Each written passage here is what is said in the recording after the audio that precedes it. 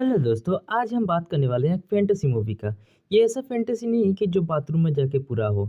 और जिस सिन मूवी का नाम है टेल्स ऑफ टेल्स। राजा ये होती है, राजा अपने राजकुमारी का गाने का मजा ले रहा था, लेकिन तभी अचानक इस चादरमोड़ राजा को अपने हाथ में एक कीड़ा दिखाई देता है। चेटीबोत राजा उसे मारना चाहता था, लेकिन कीड़ा उसका दिमाग को पढ़ रहा था। कीड़ा राजा के लेफ्ट हैंड से राइट हैंड में कूद रहा था, क्योंकि उसका आदेश मान कीड़ों के सरदार राजा को अपनी राजकुमारी से ज्यादा कीड़ों को पसंद आ रहा था।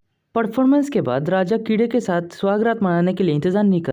तभी राजकुमारी ने महसूस किया कि राजा उसको क्रश की तरह इग्नोर कर रहा है। पागल राजा कीड़े को अपने रूम में ले गया और उंगली काट के उसको पीने के लिए खून दे दिया। फिर उसने एक सोने का डब्बा लाया जिसमें सोने की कुशन था, और उसमें सोने के लिए कीड़े को छोड़ दिया। चेटीबोध राजा ने एक मैग्नीफाइंग ग्लास लाया और बड़े ही दिलचस्पी से कीड़े के अंतड़िया देखने। और ये हुतिया राजा कीड़े को देख के बहुत खुश हो रहा था। कुछ दिनों के बाद कीड़ा मूंगफली की दाना की तरह बड़ा हो गया और उसे काम करवाने लगा। दिन कीड़े के साथ रहता था, और कीड़े को खुश करने के लिए उसने बहुत सारे खिलौने बनाए। अपनी बेटी को छोड़ के कीड़े के साथ ज़्यादा टाइम स्पेंड करने लगा, और उसकी बेटी की शादी की उम्र हो। और एक दिन खाने के टेबल में बैठ के राजकुमारी बोलती है कि उसका यौवन बहुत बढ़ चुका है, उसको शादी करना। राजा अपनी बेटी से पूछती है कि उसको किस तरह का हस्बैंड चाहिए, जिसके जवाब में वो बोलती है उसको साहसी, सुंदर, खूबसूरत और मर्दाना टाइप का लड़का चाहिए। राजा बिना झंझट के हाँ कर देता है, लेकिन वो अपनी बेटी से इतनी जल्दी दूर नहीं होना चाहता था, क्योंकि कीड़ा अभी तक बड़ा ही नहीं। उसी टाइम राजकुमारी बोलती है कि मीट अच्छे से पकानी है। उसी टाइम राजा को अपने प्यारा कीड़ा की याद आती है। फिर राजा एक मीट का टुकड़ा लेके कमरे में चला आता है और धीरे से उसे पुकारता है, और हम देखते हैं कि कीड़ा पिछले टाइम से ज्यादा 100 गुना बड़ा हो चुका है। बीएफएक्स की माँ की आंख उसे मीट खाने के लिए देता है, और धीरे से उसके पीठ में हाथ फैलाता है जैसे कि कुत्ता हो, इस उम्मीद में कि कीड़ा बहुत ज्यादा बड़ा हो जाए। लेकिन एक रात राजा इमरजेंसी में डॉक्टर को बुलाता है। वो डॉक्टर चौंक जाता है जब कमरे में एंटर होता है। वो बोलता है, अरे मरे मैया, मेरी तो गांड फट गई, क्योंकि उसने इतना बड़ा कीड़ा कभी नहीं देखा था। कुछ जांच के बाद डॉक्टर उसे बताता है कि कीड़े को कैंसर है, जो कि नामुमकिन। पगलेल राजा इस बात से बहुत दुखी है, और वो डॉक्टर को आदेश देता है कि ये बात सिर्फ उन दोनों के बीच में ही रहे। अगली सुबह राजा अपनी बेटी को बोलती है कि वो पहले से ही एक पति चुनने का तरीका ढूंढ के रख दिया है। कुछ दिनों बाद राजा एक स्वयंवर रखता है, जिसमें वो एक मोटी सी चमड़ी रखती है, और बोलता है कि जो भी बोल पाएगा कि ये चमड़ी किस चीज़ की है, उससे महाराज की बेटी की शादी हो जाएगी। पहला आदमी सुअर जैसा एक किसान है, वो रगड़ता है, और उसके बाद वो बोलता है कि ये खाल सुअर की है।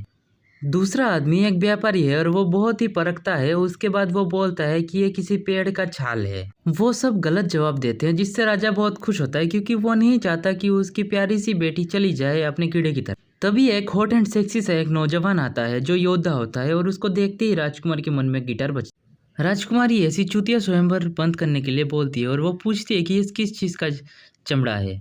तो राजा उत्तर देता है। सुन के राजकुमारी की फटके चार हो जाती।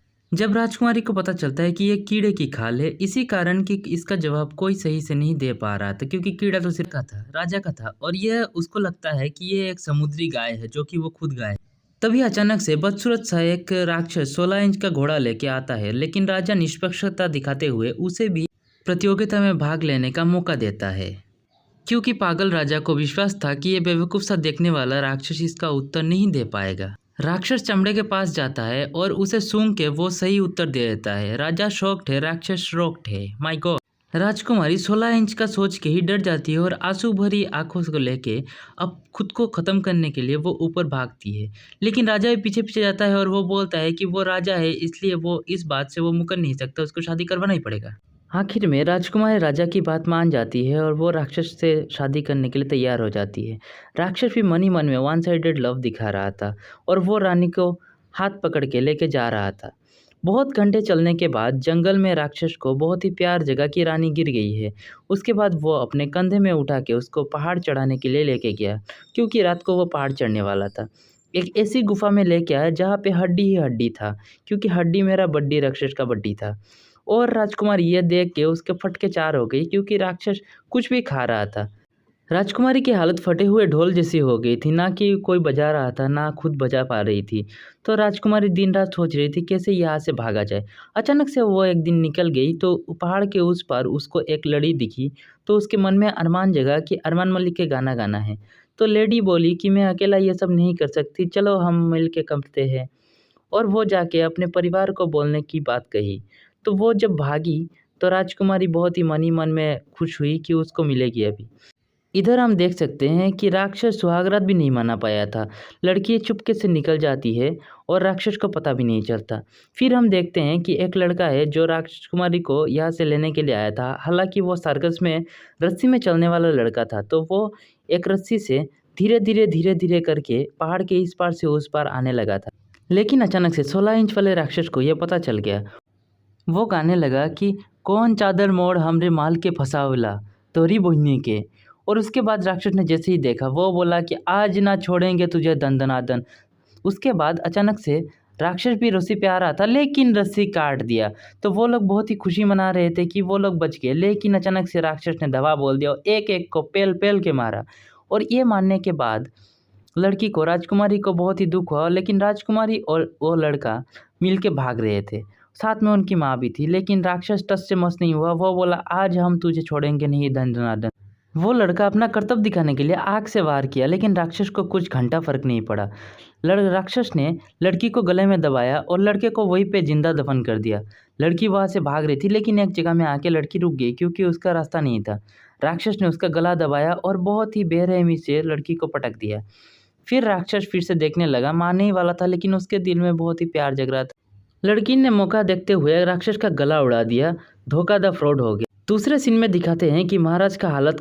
फिर एक औरत आके बोलती है कि राजकुमारी रिटर्न हो गई। तो राजा देखने के लिए गया फटीचर की तरह। जाके जैसे ही राजकुमारी को ऐसे देखा, उसका तो हालत ख़राब हो गया। लेकिन उन्होंने ज़्यादा चोट ना करते हुए राजकुमारी को फिर से नई नवेली दुल्हन की तरह स्वागत किया। और इसी के साथ हमको ये सीखने को मिलता है कि रस्सी पे अकेले नहीं चढ़ना चाहिए, और दूसरी 16 इंच का देख के इससे बहकना नहीं चाहिए। और इस कहानी से हमको ये सीख मिलता है कि कीड़ा तो कीड़ा है, राजा भी चूतिया है। और ऐसे ही कहानी ख़त्म होता है। अच्छा लगा तो सब्सक्राइब कर देना, लाइक कर देना।